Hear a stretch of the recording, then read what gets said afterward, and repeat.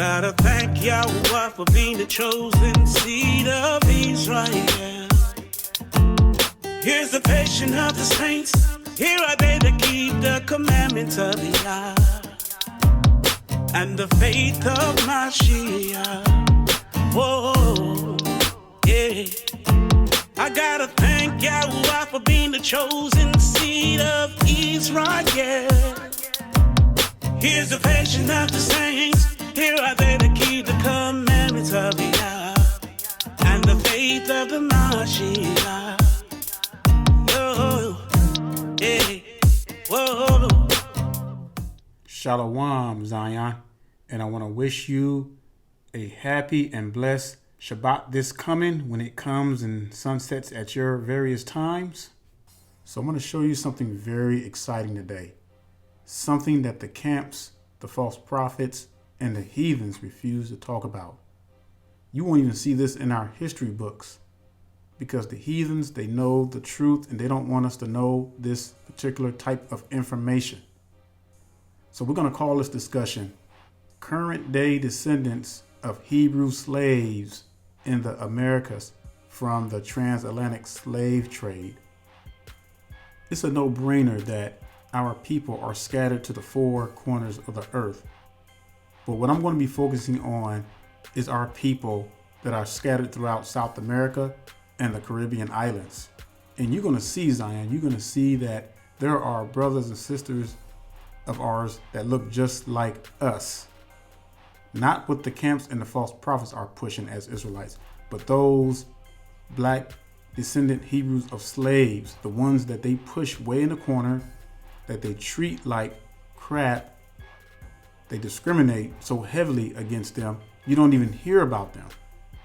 You don't hear about them because they never talk about them. In these countries, especially in Mexico, you have a group of Negroes in Mexico that are just pushed way to the corner, not even mentioned.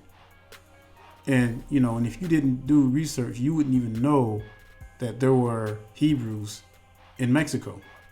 And these Hebrews have nappy, woolly hair like us.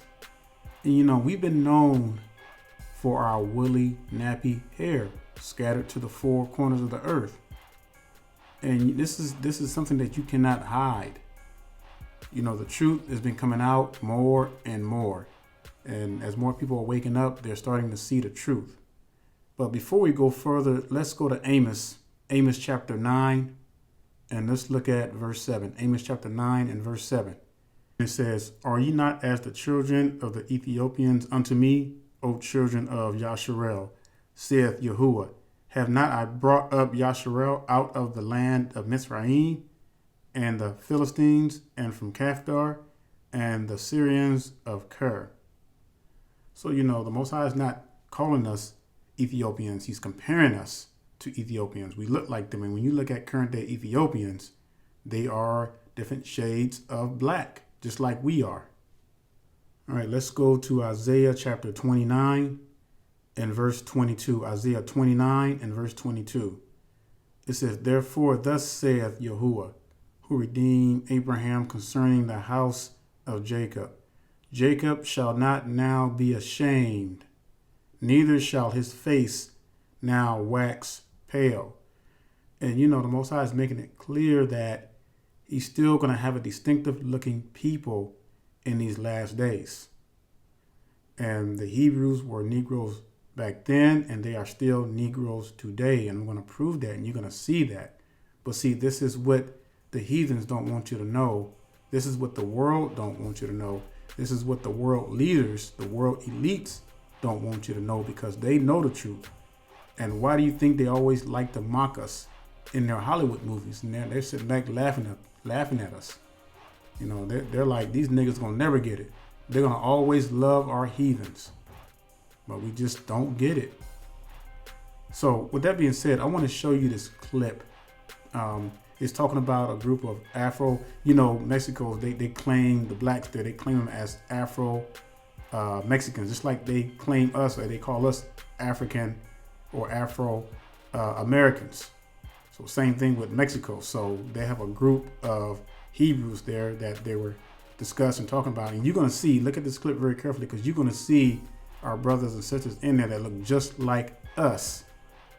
And they are treated just like us, even more so worse than us, because they are heavily discriminated against as well. You know, and the Bible says that we will be hated among all nations, and the word of the Most High hit its mark. People of African descent go back hundreds of years in Mexico, but as a group, Afro-Mexicans are largely invisible. A 2015 census is changing that. CCTV's Frank Contreras has insight from Mexico's southern state of Oaxaca. Among Afro-Mexican communities here on the Pacific coast of Mexico's Oaxaca state, this dance is symbolic. Locals say the devils represent the growing power of African descendants in this part of Latin America. It's a history that's beginning to gain global attention. The presence of Africa here in Oaxaca state is one of the lesser known aspects of the vast cultural diversity in this region, one of the most culturally diverse in all of Latin America. Last year, for the first time, the government conducted an interim census asking Mexicans, based on your culture, history, and traditions, do you consider yourself black, meaning Afro-Mexican or Afro-descendant? And nearly 1.4 million people responded, yes. Afro-Mexican communities exist here in Oaxaca state's Costa Chica region, the neighboring state of Guerrero, and Veracruz state, among others. An Afro-Mexican leader from Pinotepa Nacional says, as a nation, Mexico is much more than just a mixture of Spanish and indigenous people. We believe that the whole world should know that in the colonial era, Mexico was an entry point for African slaves. Our ancestors were forcibly brought here under slavery. But images of African descendants in Mexico rarely appear in public. The exception is this famous comic book character, Memín Penguin, which was created in the 1940s. Nicomedes Ramirez and her cousin, Castula Silva, grew up in these impoverished coastal communities. Ramirez says over the years, politicians have come with their election year promises to end poverty. They told us they would help, and they would bring us basic things we were lacking. All we had to do was ask, but so far, they have done nothing for us. I never went to school because when I was a girl, there was no school here. We had to go to another community, and my parents, may they rest in peace, told me I could not go, so I never studied. Afro-Mexican communities are almost completely separated from the rest of Mexico, and very few outsiders ever come here for a first-hand look at their most well-known traditions, like this dance known as a chilena, or this one depicting a charging bull. Mexico's national constitution is the only one in Latin America that does not specifically mention the existence of citizens of African descent. Afro-Mexican authorities say they're planning to take legal action and change the constitution so that it includes them. By having no presence in the Mexican Constitution, there is no public policy that protects our rights and necessities. We, as Afro-Mexicans, like many indigenous Mexicans, live in regions of extreme marginalization. Constitutional recognition would finally give them access to medical services, educational grants, and social security benefits. For now, Afro-Mexicans, whose descendants came from places like Kenya, the Congo, and later the Caribbean, still do not enjoy these basic rights. Frank Contreras, CCTV, on the Costa Chica in Mexico's southern state of Oaxaca. So I'm curious, how many of you all know a Hebrew descendant of slave by the name of Gaspar Yanga? I'm pretty sure you heard of him, but you would never hear about him in our history books. And, you know, he was known for the great slave rebellion in a city called Veracruz in Mexico. And he led the slave revolt. And I mean, this slave revolt would make Nat Turner's slave revolt look like a piece of cake. I mean, and this brother was no joke. But you won't hear the media talk about them. You won't hear them in the history books. Why? Because the world does not want you to know how powerful our people were when they revolted. And that video clip you just saw, you see clearly that there's still a remnant of our people who are over in those regions, pushed way in a corner, hidden from sight. And a lot of our people don't even know that they even exist. Gaspar Yanga was one of the few descendant Hebrews of slaves that avoided being captured for over 30 years. And like I said, that video clip you saw was a result of the free town that they remained in until this very day because of that revolt.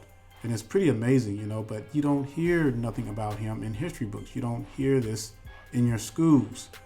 You know, there's a reason why, because the world does not want us to know the truth. But I want you to check out this clip. I think it was a very good clip. It's a little watered down a little bit as far as what he looks like, but it's a really good clip. And check this out.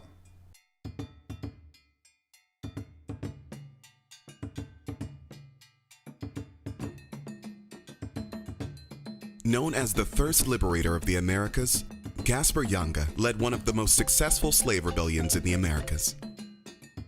During the 16th century, sugar was the main crop in Veracruz. Yanga was among the many slaves brought over from West Africa and forced into working the Spanish sugar plantations in Mexico. Around 1570, he led a slave revolt and escaped with a group of followers into the mountainous terrain surrounding Veracruz.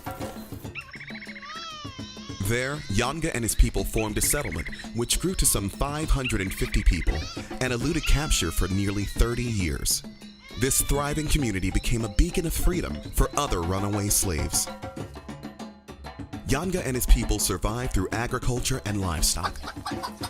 They also waged a campaign against Spanish colonial rule, raiding caravans that ran between Veracruz and Mexico City carrying goods, food, and other supplies.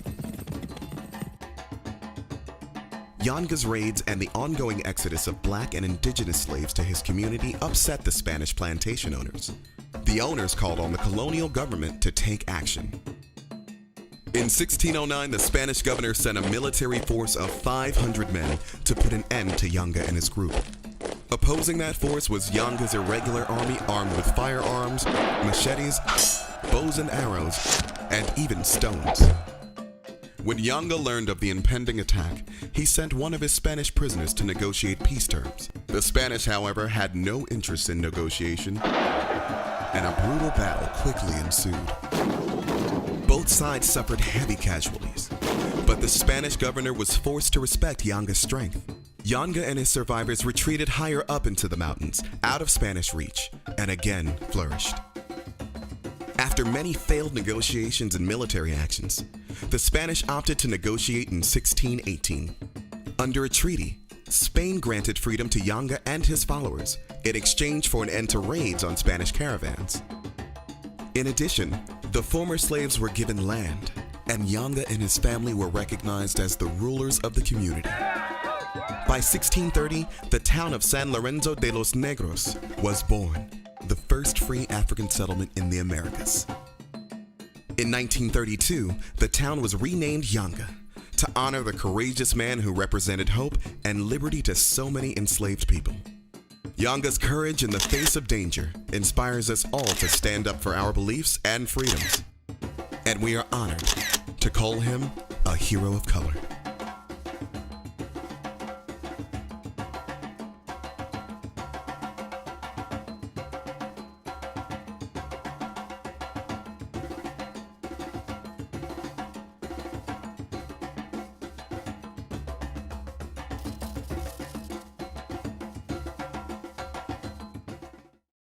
Wasn't that amazing, Zion?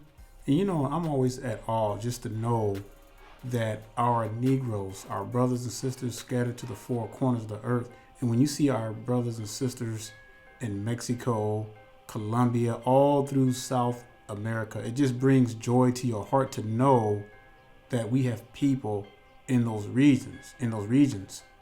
You know, no one talks about them. No one wants to acknowledge them. The camps don't talk about them. The false prophets doesn't talk about them. They always talk about the European ones, but they don't talk about our brothers and sisters over there that look like us. And there's a lot of them over there spread out throughout South America. I mean, Zion, it's just amazing. And, you know, we just have to get off our rear ends and do the research so we can search our people out.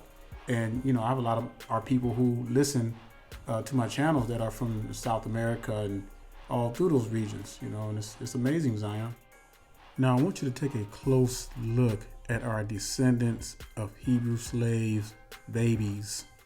Now, by looking at them, you would think, oh, well, these are just regular Black American kids. No, these are who the Colombians refer to as Afro-Colombians. And I'm telling you, Zion, our people that are over there look just like us. You couldn't tell the difference. They look just like us. Woolly hair like us. Different shades of black like us. But this is what the world wants to hide from you and us. They don't want us to know the truth. Just like we were reading about, talking about Gaspar Yanga. You know, they don't want you to know about that. They don't want you to know about these slave revolts. There were many of our people who were revolting in slavery, but they want to keep that under the rug.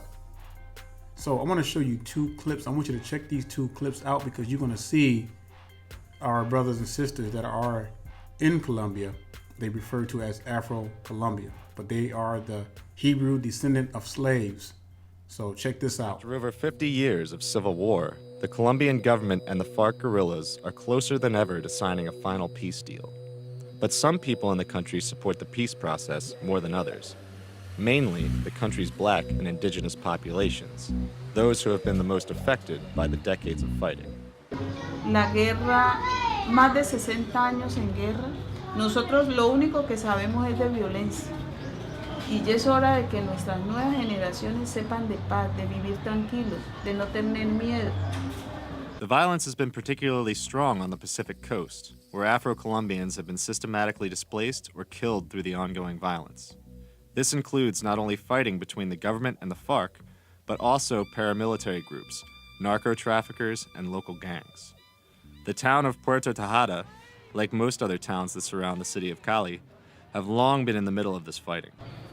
Mire, por decirle algo, en el tema de los actores armados en Puerto Tejada, los paracos ingresaron aquí en enero del 2002.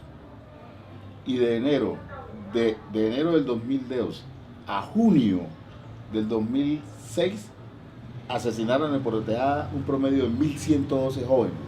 Eso es un genocidio.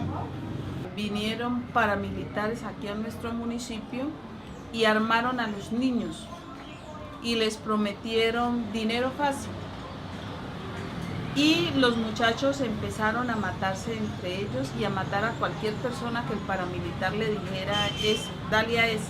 But in addition to this violence, residents of Puerto Tejado, which is 98% Afro-Colombian, are also fighting a second battle against immense poverty and lack of state resources. Social inequality has long been an issue in Colombia, which is one of the most unequal countries in the world, according to the World Bank. Afro-Colombian communities have poverty rates of over 50%, even though the national average is 8.1%, according to the UN numbers. These communities have also limited or no access to schools and hospitals.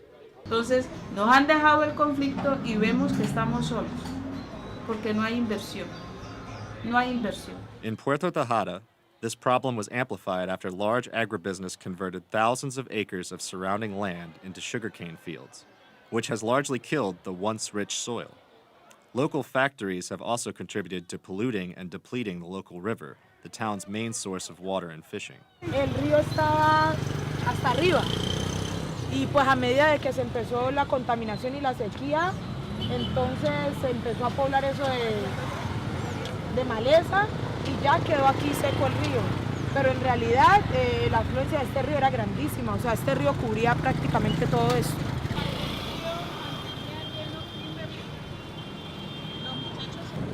Un caño. Desafortunadamente ya está un caño. Ya la gente nuestra que pescaba en este río ya no pesca y de ahí mucha gente se alimentaba. Entonces, ¿qué genera eso? Más hambre, más injusticia, más violencia y también genera desplazamiento. But people in this region are also some of the biggest advocates for the peace process. A final peace deal could reduce the violence in the region, but it could also force the government to invest in rural development projects and alleviate poverty in the countryside. This was the first point that the two sides agreed to in the peace negotiations, which started over 4 years ago. Entonces, como viene el proceso de paz, que lo tenemos encima, tenemos que saber qué es lo que viene debajo del proceso de paz y qué va a pasar con nuestras comunidades. Several communities have recently been organizing and preparing how to make sure the government stays true to its commitments. Just north of Puerto Tejada, Afro-Colombian women from all over the region meet twice a month to learn about human rights and the details of the peace process. They also learn how to be more politically active in a system that they say has historically ignored them. Y como negritudes nos han tenido todavía con el estigma de la esclavitud y nosotros ahora estamos en este diplomado de derechos humanos porque queremos levantarnos, porque queremos conocer nuestros derechos y hacerlos valer. The classes have been organized by Dr. Javier Fayad, a human rights professor at the Universidad de Val in Cali. The classes started after the government and the FARC guerrillas agreed in June to a bilateral ceasefire, which many have called the beginning of the end of the war. The ceasefire will be implemented after a final peace deal is signed, and Colombians decide to accept it through a national vote, both of which are expected to happen in the next months. The move could finally bring the country one step closer to peace, which many generations of Colombians have never known. Alegría is her favorite. That's what I got. Alégrense, alegría, con coco y ani, casero, compre mi avi, que vengo del barrio Semania. Y mira que lo que tiene ahí alegrísima. These sweets are helping to save a culture from dying. Porque yo voy para la calle, rato me monto ahí en pato a comprar azúcar y coco, volver a trabajo, que tengo la leche. This is Andrea. She's a palenquera from a tiny village in northern Colombia called San Basilio del Palenque. It's the first free town in all of the Americas, founded by slaves who escaped from the Spanish way back in 1691. Andrea makes these sweets. La cartera esa mamita aquí tiene alegría, caballito, cocada de coco con leche, tiene de guayaba. And the recipes for them are a direct throwback to their ancestral roots. Esa es la alegría. I asked her what the best thing for me to try first would be, and this is alegría. She's giving me this to try. I've never tried this before. Alegría, by the way, means happiness in Spanish. Stick to your teeth. Women like Andrea commute from this village to Cartagena every day to sell sweets and fruits to tourists and locals on the streets. And the vibe in Cartagena in general is heavily influenced by West African and Caribbean overtones. Scenes like this are everywhere, palenqueras included. For the people of Palenque, retaining their culture is top priority. Palenque es un pueblo único, es el rincón de África en Colombia. This is John. He's a palenquero and very passionate about preserving this culture. Los palenqueros y los colombianos y el resto del mundo tienen una gran responsabilidad en aras de preservar, proteger, salvaguardar, fortalecer y difundir esas manifestaciones culturales que dieron como resultado el reconocimiento por la UNESCO como patrimonio oral y inmaterial de la humanidad. The village of Palenque, it's tiny. Unpaved roads, a few main streets, one town center, and it's sweltering. We're in the middle of filming this right now, and I just want to say I am absolutely dying. It's like 100% humidity here, and it's so hot. Andrea took us back to her home to show us how she makes her sweets. Ponle un poquito más de candela, o un poquito de candela en ella, que juega juego rápido. Este es de yuca con coco, leche, canela, clavito, vainilla, moscada, anís. When Andrea speaks, she sometimes slips into the local dialect, and that's the other major thing about Palenque culture, the language. Can you tell me how to say in Palenque, how to say, hi, my name is? Ella se llama Natalie. Natalie. Yo me llamo Natalie. Y así mismo ella se llama yo Jairo Cáceres. So this is the difference. Okay, so in Spanish, mi nombre es Natalie, but in Palenque, ella se llama Natalie. There we go. Su lengua es de origen africano, especialmente la familia lingüística Bantu, Kikongo y Kimbundu. And it's spoken only here in the town of Palenque. So it's pretty cool if you think about it. These palenqueras, their bright costumes, their wares, their language that peppers the streets in Cartagena. It's not just a gimmick. It's a purposeful attempt to keep the culture alive. Do you want to try this one with me? It's experiencing history, one sweet at a time. Esto es mi favorito. Sí. Qué rico. There's no way you can hide this, Zion. You know, these heathens, they can push us all in the corner they want, but the truth is coming out. And you can't help but notice the beauty of our people. You know, black is so beautiful, Zion. I mean, I love my people. I'm for my people only. And our people are beautiful with their different shades of black. Our people are beautiful. But the world wants to make us into criminals, thieves, murderers, and the worst thing that we can ever be on the face of the earth. But you know what the Most High says? The Most High says that we are the apple of his eye. And he will gather, Zion, his elect from the four corners, the Negroes scattered to the four corners. And so when you see our brothers and sisters scattered out throughout South America, and then you see brothers and sisters of descendants of Hebrew slaves that look like us, you can't help but get excited, Zion. You can't, because we've been taught so long to revere and love our enemies, dress like them, be like them, paint our skin like them, bleach our skin like them. You know, how come we can't be proud of who we are? How come we can't be proud of our beautiful black skin? Why do we always gotta think that white is better? Why do we always gotta cling to the heathens? I mean, we know what it is. It's conditioning, and it goes all the way back to slavery. But it don't have to be that way, Zion. We can change that.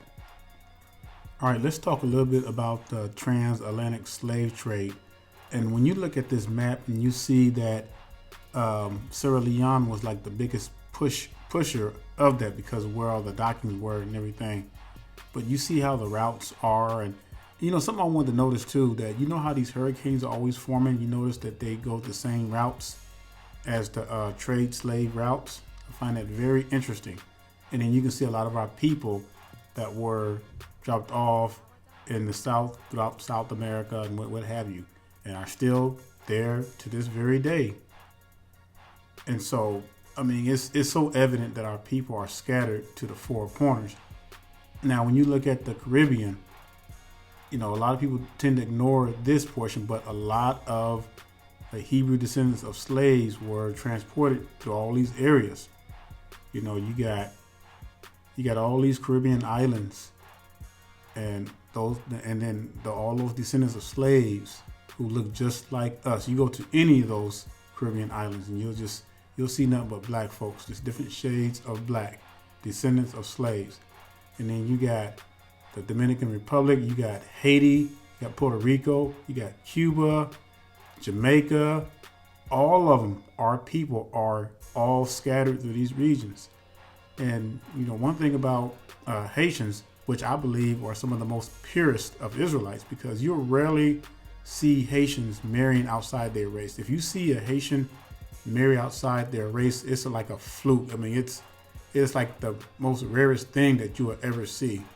And I challenge you, if you do a research on Haiti, the Haitians, and I call them Haitians because that's what they're termed, but they are the Hebrew descendants of slaves. They are our brothers and sisters over there. But if you study their history, they were the only group of people that were successful of kicking the colonizers out of their country. And this is why they're having so much issue right now, because they're independent, but nobody wants anything to do with them.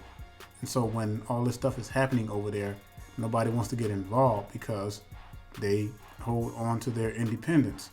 So just research all of that. You know, how Haiti, how our people kicked the colonizers out, and they wasn't playing around. And this is just some more things that the world does not want our people to know. You know, they love to hide the truth. But we got all our black brothers and sisters, our Hebrew brothers and sisters that are scattered throughout these Caribbean islands. I mean, beautiful black brothers and sisters, descendants of Hebrew slaves. You know, and one day, Zion, I long for the day when our people will be gathered from the four corners of the earth, and one day that we can be all together. And you ain't gonna see no crazy Mexicans and Hispanics and Latinos. You're gonna see all descendants, Hebrews of slaves. And the people that you've been seeing on this video are the same people that the camps don't want to acknowledge, the heathens don't want to acknowledge, and they push them in a corner and they don't even acknowledge them. Because we've been trained and brainwashed to hate our own people. I mean, it's a shame. Now, there's a clip I want to show you because, see, Zion, our enemies only want us to believe that the slave revolt only happened in America. But the slave revolts happened all over wherever our people were scattered to for during the Transatlantic slave trade. And the Haitian slave revolt was another big one. So I want you to check out this clip and we'll be right back. French Saint-Domingue was the richest colony in the Americas in the 18th century due to the production of products like coffee, tobacco and cotton. But because of the importation of slaves, very distinct and often hostile ethnic groups lived side by side. There were around 20,000 whites, divided between the wealthy planters and the less powerful petits blancs, teachers, merchants and the likes. And although the petits blancs were largely loyal to France, the planters favoured independence because it would allow them to export their crop to more countries rather than just to France. Otherwise, there were 30,000 free persons of colour, many of which were mixed race and lived in the south. Some of them went on to own slaves themselves and had more power than the petits blancs. However, they lacked some rights within the French system, so like the planters, they were largely pro-slavery and pro-independence. But the bulk of the population was made up of 500,000 slaves, which lived in notoriously bad conditions. And they often rose up. For instance, in 1759, some poisoned their masters as part of the Macandal Rebellion. Plus, many slaves, known as Maroons, managed to escape the plantations and lived in the mountains. Tensions between these groups escalated when the French Revolution broke out and the population had to choose between independence, monarchy, republicanism, slavery, etc. And in 1789, the Declaration of the Rights of Men also brought up the citizenship question. This is because slavery was not banned outright, and voting rights were later also granted to property owners, meaning petits blancs could not vote, but many free persons of colour could. So in early 1791, some petits blancs seized Port-au-Prince, forcing the French to send thousands of troops to the island to restore order. Meanwhile, Vincent Auge, a free person of colour, returned from France hoping to force the colonial government to grant the right to vote to all free black men. This was rejected, so with around 300 men he led an unsuccessful rebellion in late 1790 around Cap Francois. Meanwhile, as all this was going on, many slaves were able to escape and join the Maroons. And in August, outside Cap Francois, many Maroons met and held a secret voodoo service. There they selected their leaders to start a slave rebellion, including Georges Biassou and Jean-Francois Papillon, and just a week later the rebellion began. Within just a couple months, the slave army grew to tens of thousands, and they destroyed hundreds of plantations and killed thousands of whites. And in the chaos, the free persons of colour, now led by André Rigaud, also led a small rebellion in the south demanding the right to vote. The French Revolutionary government sent Sotonax to the colony to try and restore order in 1792. He successfully made an alliance with Rigaud and began talks with the new rebel slave leader, Toussaint Louverture. But in early 1793 the situation changed drastically. The French beheaded King Louis and went to war against most of Europe. So the British Navy prevented supplies from reaching the island, and the Spanish began arming the slave rebels in the north. Plus, the colonists became split once again on issues like republicanism and independence. And Galbaud, the French general in charge of Cap Francois, had ambitions of bringing the surviving French royals to Saint-Domingue and began to conspire with the British. So to counter this new threat, Sonthonax promised freedom to thousands of slaves if they agreed to fight for him in mid-1793. They successfully defeated Galbaud, but thousands of whites fled, and in September the British landed in Jeremie. They were welcomed by many whites in Saint-Domingue because they promised to reinstate slavery and suppress rights of free persons of colour. So towns like Mont Saint-Nicolas, an important naval base, surrendered to the British peacefully, and they later took Port-au-Prince. The remaining French were therefore fighting the British, Spanish-backed slave rebels who controlled the north and west, and amongst each other. But this changed in February 1794 when the French government in Paris finally agreed to abolish slavery, plus in Europe the Spanish were losing to the French. So the French commissioners withdrew and gave colonial authority to André Rigaud, who consolidated power in the south. Then in May, Toussaint Louverture, for disputed reasons, decided to switch allegiances and fight for the French. Many of his old allies, including early leaders Biasau and Papillon, turned against him because of this. But with the help of his competent generals Henri Christophe and Jean-Jacques Dessalines, he was able to crush the opposing slave rebel leaders. Louverture therefore controlled the north while Rigaud had the south, and together they began to attack the British. The Spanish influence over the slave rebellion ended, and in mid-1795 the French defeated them in Europe, and were granted the eastern half of the island, but they didn't assert their authority over it. The French tried to send governors to the island to try and maintain loyalty and control, but by late 1795 it had become clear that slavery was over. However, a war for power between the free persons of colour and former slaves would soon break out.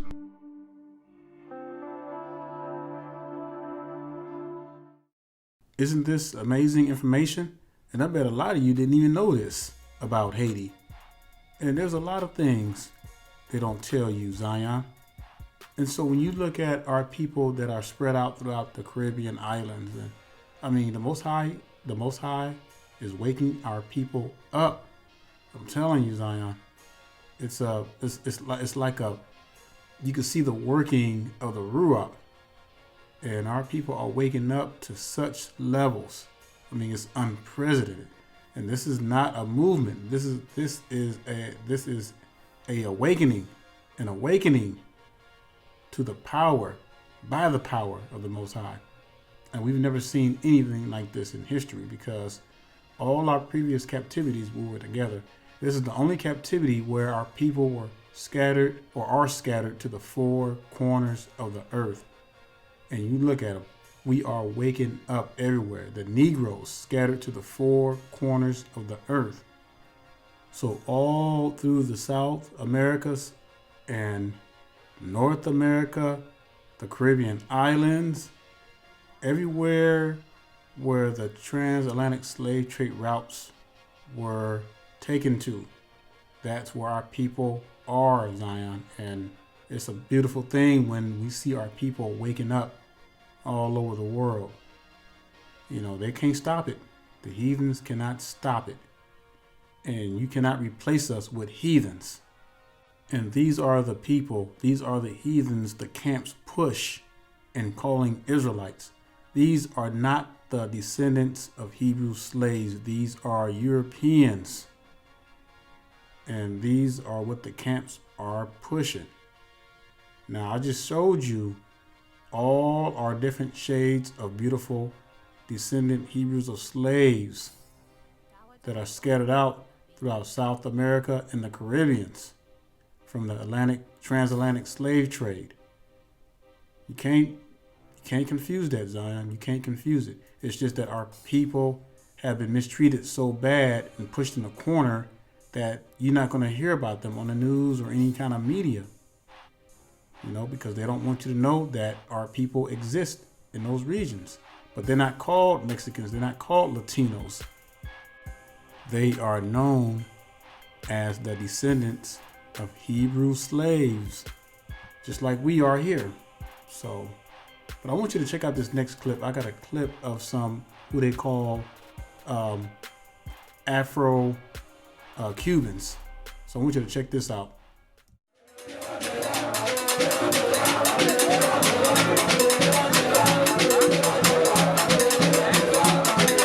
Estoy hablando de racismo incluido, que es el racismo más fuerte que hay en el Caribe.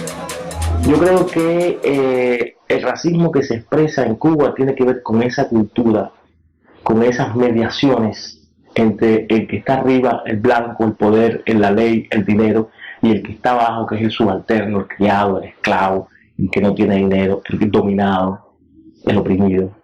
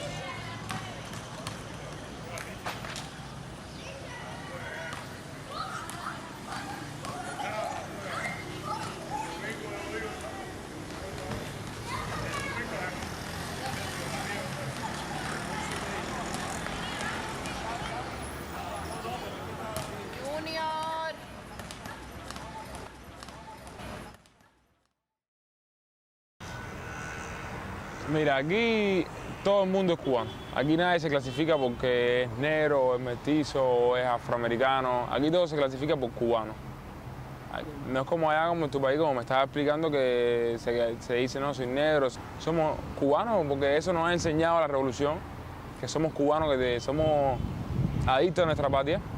¿Me entiendes? Y por eso aquí no hay eso de, no, yo soy afroamericano, yo soy negro, simulando. Aquí todo el mundo es cubano, así sea blanco, negro o de cualquier color. Como si es chino que está aquí, es cubano. The revolution did do something to sort of prevent the exacerbation of race conflict by stressing the larger Cubanidad, Cubanness. The Africa is genuinely part of Cuban culture. Now, is it equally distributed in terms of the educational system or the economic opportunities or so? It's obviously not. Si es mujer cubana, hombre cubano, negro cubano, chino cubano, blanco cubano, pobre cubano, rico cubano y otras seccionalidades más, según tu edad o tu clase, de donde vengas, en qué trabajes, cuál sea tu familia, toda esa diversidad es lo cubano. Lo cubano siempre ha sido diverso, incluso contradictorio. ¿Por qué no? Como cualquier otra nacionalidad. Pero ¿por qué no decir con orgullo, soy negro? Porque ese orgullo estuvo reprimido durante algún tiempo. Porque ese orgullo no era bien visto socialmente durante algún tiempo. Y hubo que tragarse ese orgullo, aunque mucha gente estuviera orgulloso de su condición racial, como mucha gente en mi familia.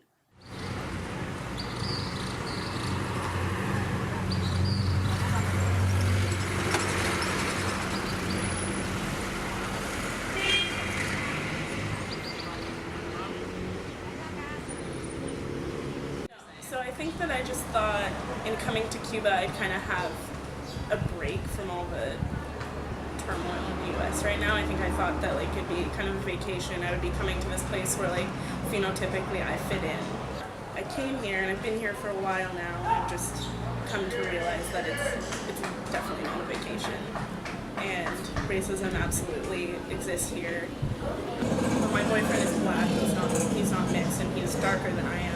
When we're walking down the street together, we've been stopped multiple times by the police. They often stop black Cuban men to verify their identification. Like they have to produce some sort of identification to prove that they have reason to be living in Havana.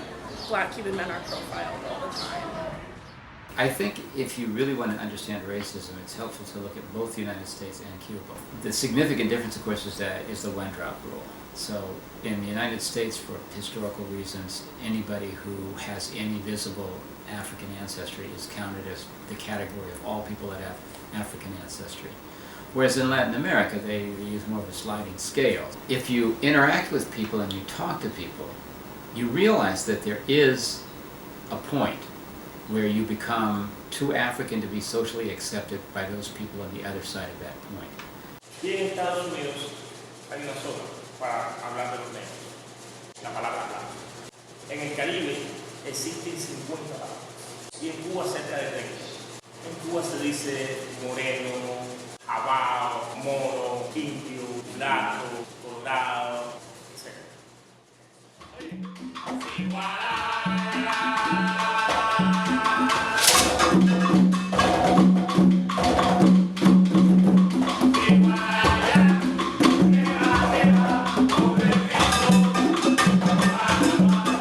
One young woman who I saw selling some of those tourist dolls and other statues with exaggerated lips, buttocks, etc. And I did ask her, how can you sell this?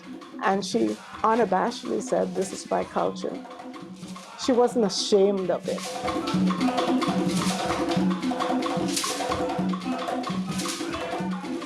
Now, was she putting this on because I was asking her?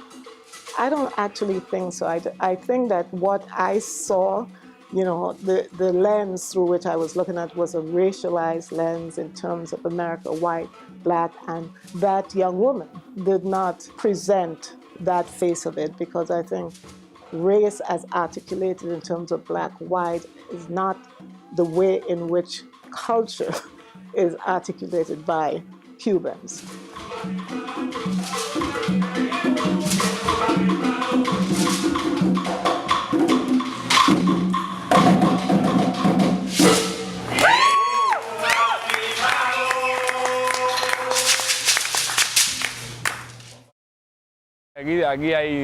Aquí siempre, casi siempre en los restaurantes y hoteles, esas cosas, los negros son los que limpian, cocinan. Los blancos siempre están aquí, por lo menos en esos lugares, hoteles, restaurantes, no hay negros que te atiendan.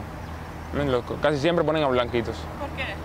Porque aquí los negros tienen un poco de dificultad también. Aquí no hay racismo, pero ellos tienen un poco de, para no decir racismo, tienen dificultad en la hora de los empleos.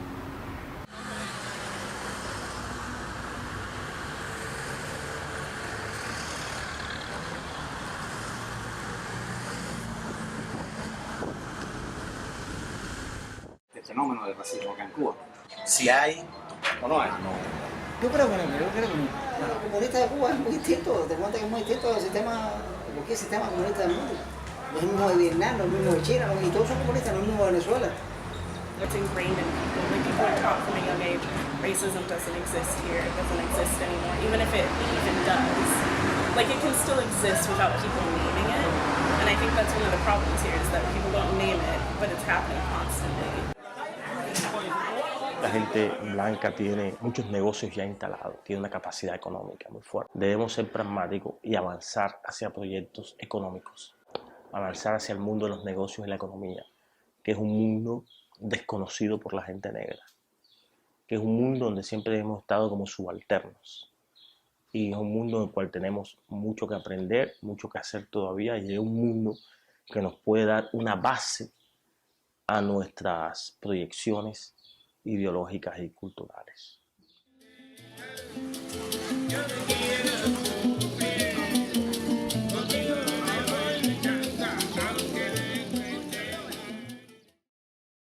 Now, if you noticed all the video clips I showed you of the Hebrew descendants of slaves, you look at the harsh treatment they have to endure.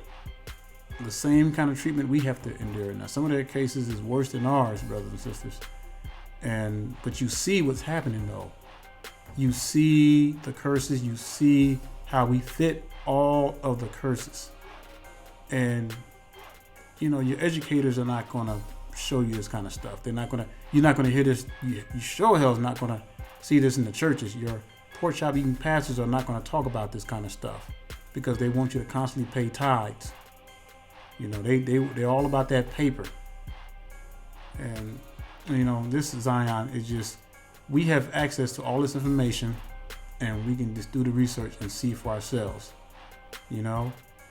So what's it gonna be, Zion? Are we gonna allow, or I'm gonna say this, are you gonna continue to allow these satanic camps and these false prophets to push these European heathens down your throat, and they trying to get you to swallow that BS into believing that these people are Israelites so they can lay up with their women and fornicate? See, our people, they love the taste of strange women. And so what's it going to be, Zion? You're going to continue to follow man? You're going to continue to let people brainwash you? Or are you going to follow the Most High and you're going to put the scriptures over everything? The choice is yours. I'm done. So whatever you choose, you do further research, you know, because there's going to come a point of time, Zion, where you're going to have to make a stand.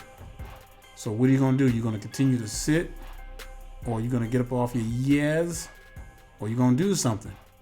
What's it going to be, Zion? So I say shalom and stay strong. Here's the passion of the saints. Here are they to keep the commandments of the Yah and the faith of the Mashiach. Yo, yeah, whoa. I'm here to encourage you, brothers and sisters, trying to paint to you a better picture. Everything I say, I back it up with the scriptures to get you out the matrix. It's been over 400 years of life.